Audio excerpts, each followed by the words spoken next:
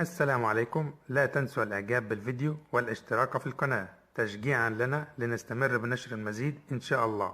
أهلا بكم. السلام عليكم ورحمة الله وبركاته. تعرف على موعد مباراة النصر ضد الوحدة في كأس خادم الحرمين الشريفين. القناة ناقلة معلقة المباراة.